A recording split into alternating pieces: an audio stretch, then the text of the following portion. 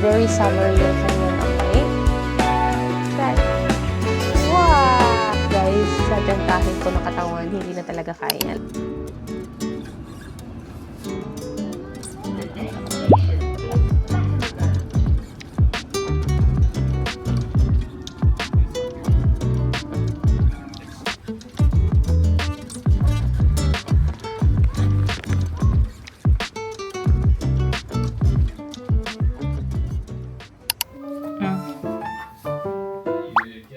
Sige na, show them your new toilet. What did you get? Motorcycle! A new motorcycle. Daddy, can I come here?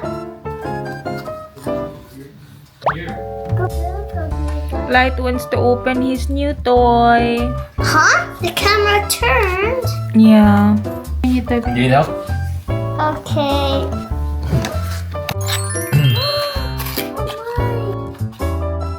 Look! Let me see. Wow, it's an orange wait. speed bike. It's a speed bike. Yan ang miss ko.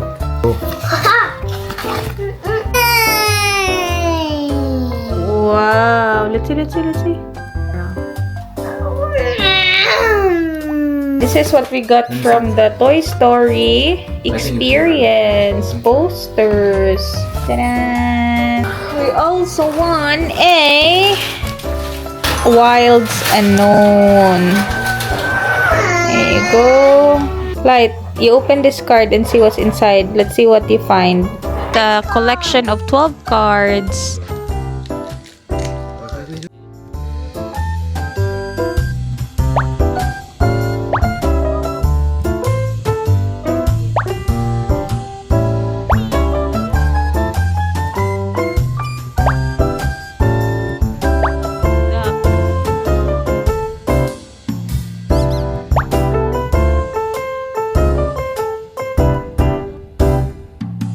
Wow!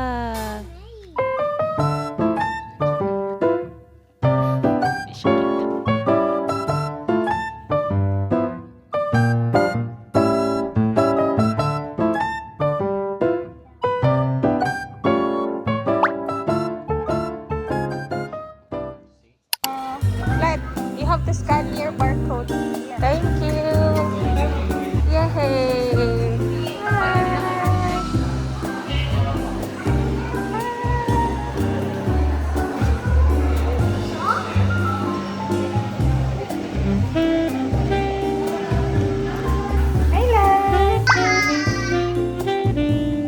How's your swimming life? Yeah?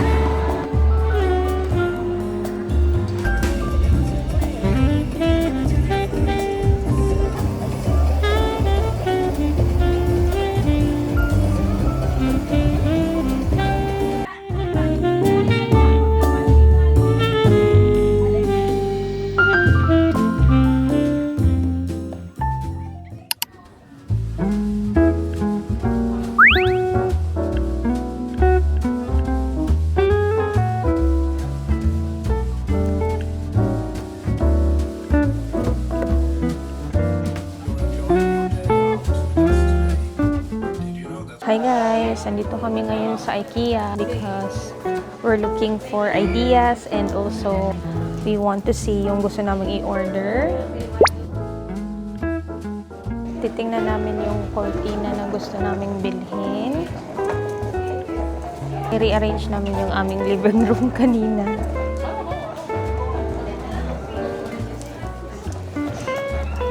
Cute ang clouds na light.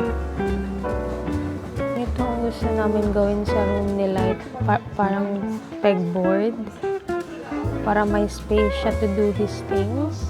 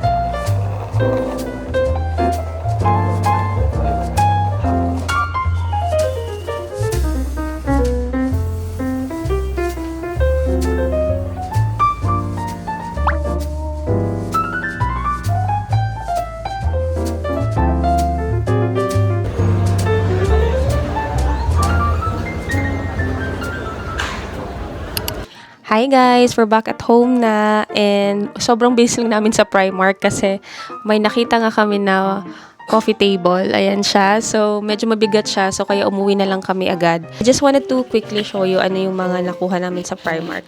We were actually just there to check out their home section kasi mas mura dun sa home section nila. Pero actually, kapag nasortehan mo yung mga magagandang stuff, like today, nakita namin to, maganda talaga siya guys, yung quality. And then sale siya from 45, like 15 pounds na lang siya. And then meron siyang mga same din na furniture, like yung shelf, meron ding parang chair na rattan. So, ito na lang muna kasi ito yung mas needed namin. I-assemble na siya ni David in a bit so makikita niya yung actual mukha ng table. So, I'll just show you what I bought. Binilhan ko si Light ng Toy Story na bedsheet kasi isa lang yung bedsheet niya sa bedroom. So, para malabhan ko yung isa, ito na lang muna yung ipapalit. Pero syempre, lalabhan ko din muna to. Pero, look at that. Very timely kasi manonood kami ng Toy Story today, actually, after school. Very excited na sila at manood. And then, bumili din ako ng Jessie na mug. I was actually planning to bring this para meron akong sariling mug dun sa work. 5 pounds to siya. Very cute. And then, bumili din ako ng diffuser, guys. Ito. Kasi gusto kong mabango yung toilet namin. So, lalagay ko to sa toilet. This is Rose and Bergamo. Last up to 6 weeks. Ayan siya. Since nasa scents na tayo, bumili ako ng 2 bagong scented candle din. Kasi it's summer nga, so parang very timely yung scents na parang beach related. So this is coconut and peach. Ayan. So at least okay din yung lalagyan niya. Pwede din siya sa toilet, pwede din siya dito kasi yung very summer yung kanyang amoy. And then I also paired it with this little version. Ang amoy naman nito is like sea salt. Ayan siya. Sea salt. Bango. It smells very fresh and clean. Binilhan namin si Light ng bubbles. Kasi tomorrow, we're actually gonna go to the beach kasi nayaya kami ng friend namin na pumunta. So, we're gonna go to the beach. Ito, 4-pack na siya. So, at least, ibibigay namin sa ibang kids as well para ma-enjoy din nila. Tapos, £1.50 lang siya. And, bumili ako ng extra bath mat. Gusto ko kasi yung ganitong texture kasi parang very comfortable siya sa paa. And then, mabilis lang din siyang labhan. So, ayan. And si David ay bumili ng 2 shorts. Kasi, wala na siyang shorts. So, bumili siya ng shorts. Ayan. Yun lang, guys. We are going to assemble na yung aming nabiling glass side table. Ayan. So, it looks very nice. Medyo ni-rearrange namin ang aming living room. So, pakita ko sa inyo. Ganito na yung setup namin. So, our table is there. And then, we also naka-drill kasi ito yung TV namin, diba? If you remember. So, tinanggal namin siya sa drill muna and pinatch up ni David yung mga drill sites. Drill holes. So, parang okay na sila. Hindi na sila very dirty na tingnan. Ayan. And then, yung isang sofa, dito namin nilagay para parang L-shape sila. And then, nilagay namin yung aming air purifier dyan. And then, meron kaming maliit na table, yung old table namin. So, ang plano namin is ilagay yung bagong table dyan. Kasi parang mas fit siya sa space.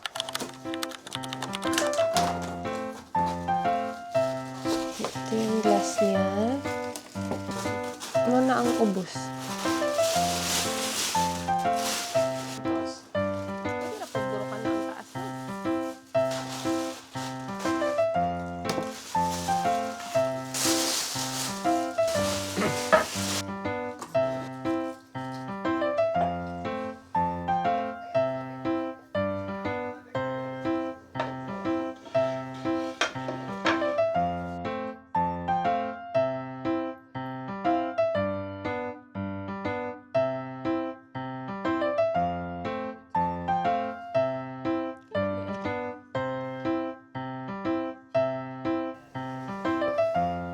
This back.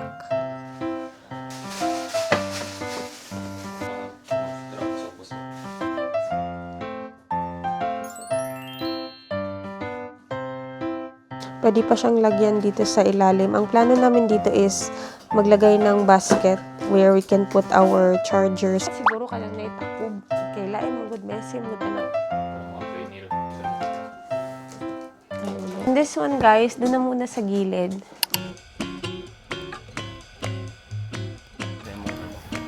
We're going to watch Toy Story. Pick up na namin si Light. Excited na kami manood ng Toy Story 5. Wow, look at that.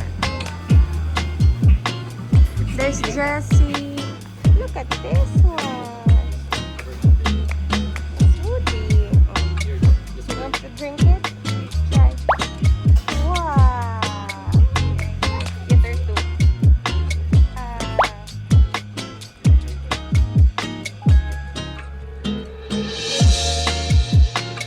You want to pee for snacks? They're inside.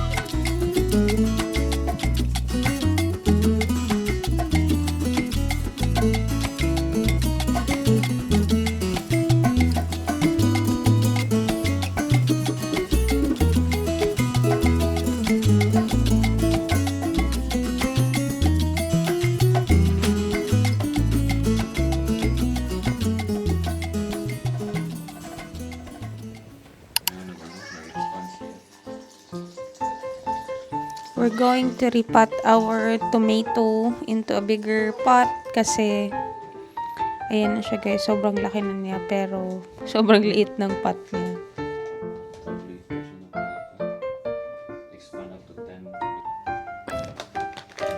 Kanos ama niya siya magbunga.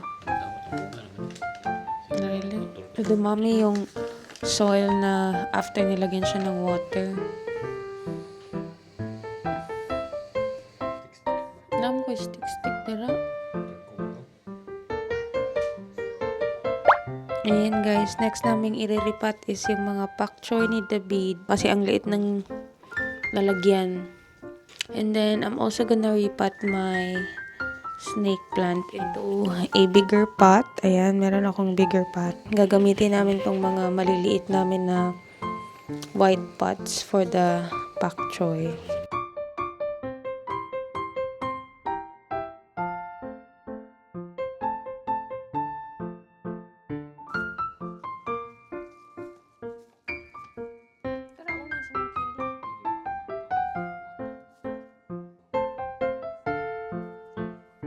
Yan guys, one down.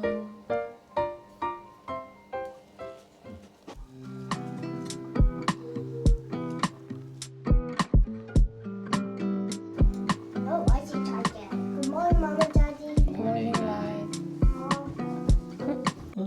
Ayan na guys, meron na kaming 1, 2, 3, 4, 5 na pak choy newly repotted.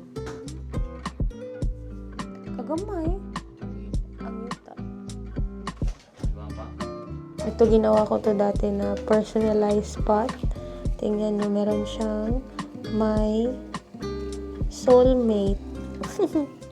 Hi guys, natapos na ni David i-repot yung mga pak choy and sobrang dami nila. Napuno na yung space. So, ayan, at least meron na kaming mga pak choy sources para sa aming nilaga or sinigang. These are actually my pots from way back and then, ayan, nagamit na sila yung mga maliliit. Then, my next agenda is i-arrange ulit yung aking vinyl records kasi iniba nga namin yung position ng living room. Front side. So, I'm thinking maybe dito sa wall na to, kung nasan yung snake plant ko, dyan. Or, over here. Anyways, hindi naman siya kailangang i-drill kasi nakabili ako sa Amazon ng parang shelf for the vinyl records na isi-stick mo lang siya. So, in the meantime, andito si Taylor nakatambay sa aking desk. Actually, natitam talaga akong buksan yung mga vinyl records ko, guys. Pero kasi, wala pa akong sleeves. So, kapag tinanggal ko sila, I don't want them to be dusty. So, kaya, I'm really trying my best na hindi sila ma-mess up. But I would love to see the inside of these records, honestly. Wala pa akong vinyl player anyway. So, these are like for decorative purposes muna sa bahay. Pakita ko sa inyo kung ano yung nabili ko sa Amazon na pang ano ng vinyl. Ito siya, guys. Ayan siya. So, ihahang mo lang siya sa wall. Meron siyang kasamang pangdikit dito sa likod. So, mamaya, guys, papatulong ko kay David para i-attach yung vinyl record sa wall. Pero in the meantime, mag-unbox muna tayo. Meron akong 3 parcels here. And these are all skincare or body care. So these are PR. So thank you so much sa mga nag-send. If you follow me on TikTok, meron akong mga videos doon wherein I do a review of some Korean skincare products. Follow me on TikTok if you haven't yet. First natin i-open, actually eto, nakita ko na to, na-open ko na, pero I didn't fully see what was inside. This one is a PR from The Body Shop. Sorry pala if medyo maano ako magsalita, like weird, because meron akong singaw and ulcer sa tip ng dila ko. So, medyo uncomfortable magsalita. Pero anyhow, that's not gonna stop us. First one, ayan. They sent me 3 things. First is itong body butter nila na Shea or She for very dry skin, nourishing moisture. It's vegan. So, amoyin natin. I love Shea butter. It smells really nice at hindi siya yung parang in-your-face Shea butter. Most loved products pala nila to for a good reason. And then, next is, actually this came in the perfect timing kasi wala na akong hand cream. This is their hemp hand protector. Is clinically proven to intensely moisturize ultra dry hands. Last one is ito, ginger shampoo. Ayan, meron silang ginger shampoo to clear flakes and soothes dry, itchy scalp. Try ko din to kasi guys, parang na-mention ko in one of my vlogs before, struggle ko din ang dry scalp tsaka yung dandruff ko na flare up, especially kapag sa winter yung sobrang init ng tubig na ginagamit namin for shower. So yes, I'm definitely gonna try all these products. So thank you so much, The Body Shop. Very excited about this next parcel kasi guys, itong brand na to, I actually really love their products, especially yung toner nila. I've heard a lot of like good things about this brand. So I'm really excited na meron tayong PR from them. Let's see. And so, I have 3. The first one is their Anua 100 Plus PDRN Plus Hyaluron Moisturizing Cream. Next one is the Anua PDRN Hyaluronic Acid Hydrating Capsule Mist. Oh, I'm so excited to try this one. So far, isa pa lang ang mist na nagamit ko, and that one is from Dalba, which is also a great product pala. And ginagamit ko din to, halfway na siya. So, it's really perfect, especially for summer kapag gumagamit ng mist kasi parang nare-refresh ka. The last product I have here is ang kanilang Azelaic Acid Redness Soothing Serum. Perfect kasi ako ang isa sa mga taong madaming redness, especially my post-inflammatory hyperpigmentation kasi I have really bad acne before in my 20s. I'm left with a lot of redness. So this actually really hopefully would help. And I love na lahat ng products nila. This particular line has like hyaluronic acid, which is a great ingredient, especially if you have sensitive skin. Thank you, Anwa. I cannot wait to try these products. Last but not the least, alam nyo na, every single time na nag-get ready ako, alam niyo na yung ginagamit kong sunscreen is from this brand and it's called Beauty of Joseon. So I'm so excited what they have for us. Okay, so this one is their Revive Eye Serum with ginseng and retinol. I actually tried this one na before and I still have one here. Hindi ako masyadong religious sa paglalagay ng eye cream ko, but I probably should really start doing that. Kasi hindi tayo bumabata, guys. So we really need to take care of our under eyes. And then this is their Revive Under Eye Patch, Ginseng and Retinol. So these products are both for the under eye care. So yay! So excited to try these. Thank you so much, Beauty of Joseon, for the lovely gift. Can't wait to try all of these goodies and I will let you know how they work on me. Actually, nag-plan kami kanina bumalik sa IKEA today kasi meron pa sana akong gustong bilhin na parang organizer. Yung mura lang naman, guys. Kasi yung sa loob ng closet namin dyan, meron kaming yung mga, alam yung mga fitted sheets, mga towels, mga stuff like that. Ilagay ko siya sa isang bag. Pero yung bag na yan, nabili ko lang yan sa Temu ata, like few years back and ngayon nasira na siya. And then may similar product yung IKEA and I think theirs is obviously more sturdy and good quality. Yun na lang muna ang bibilhin ko. And so gusto ko ding palitan yung cortina namin sa kwarto kasi yung nabili namin cortina, isang set lang siya. Yun na yung nilagay namin sa sala. And yung cortina kasi namin dito sa kwarto, guys, hindi siya nagbablock ng brightness masyado. Kahit na i-fully closed ko yung blinds namin, meron pa ding nag-leak na light. So, summertime, ang bilis ng sunrise. Alam mo yun, kapag if you wanna get some extra hours of sleep, tapos maliwanag na sa labas, it does not help. Having like a blackout na curtains would help with our sleep. So, kailangan kong bumili ng extra pair. So, yun ang priorities namin if we ever go back to IKEA today. Let's see, kasi 5 p.m. na, guys. If not today, meron naman kaming time this week to go back. And also, kailangan na naming mag-grocery. Payday na this week, so magre-refresh na din ang mga budget natin. And I might do another like how much we spend in a month video kasi yung last na video na yun is a lot of you guys liked it and madaming nag-comment. So I feel like that's really helpful for people who are interested in that sort of thing. So I might do that this week sa payday. We're gonna give you guys a breakdown of how much we spent this month or last month para ma-share ko din sa inyo yung input ko. Kasi actually, guys, I'm not 100% well. I'm actually off work because medyo nag-flare up na naman yung aking migraine. So last year kasi, a little story time. Last year kasi, I was having like really bad migraines. So, nagpa-check ako sa ENT kasi I had a feeling na related siya sa sinuses ko. I never had problems with my sinuses ever. Ngayon lang natrentahin na ako, dumarating yung mga issues na ganito. So, last year, I saw an ENT and then may tiningnan sila sa loob and then they said na sobrang inflamed ng sinuses. And then they gave me some sprays. Tapos, sabi niya na if the sprays don't work, then the next step would be surgery. Sabi ko, no, I don't want surgery. Buti naman nag-work yung mga spray. Pero napansin ko na kapag summertime or like springtime, kasi nga madaming pollen sa air, nag-flare up yung sinusitis ko, guys. And then kapag nag-flare up siya, yung pain is obviously where the sinuses are, here and here. And sometimes nagta-travel yung migraine here. So, I'm not sure if what I'm feeling now is because of nag-flare up yung aking sinusitis or meron talagang virus. Kasi yung mga friends ko also have the same symptoms, yung parang sore throat, ganyan. So, I've been feeling kind of like under the weather So, kaya hindi muna ako pumasok. I just wanted to have a proper rest as well. Last week sa duty ko, sobrang naubos yung energy ko mentally and physically.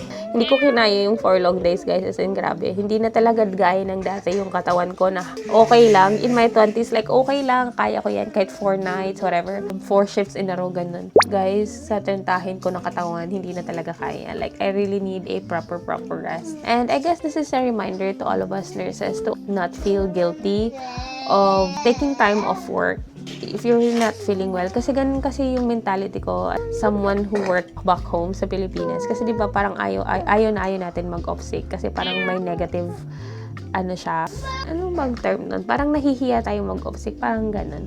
Pero here, if you are really not feeling well for any reason at all, you have the right to call off sick sa work. May it be emotionally, mentally, you just need a break, or physically, you really need to take a rest. Just a little reminder para sa atin, kasi isa ako doon sa mga mahiyain tumawag. Don't hesitate to take care of yourself. I'll see you guys in a bit.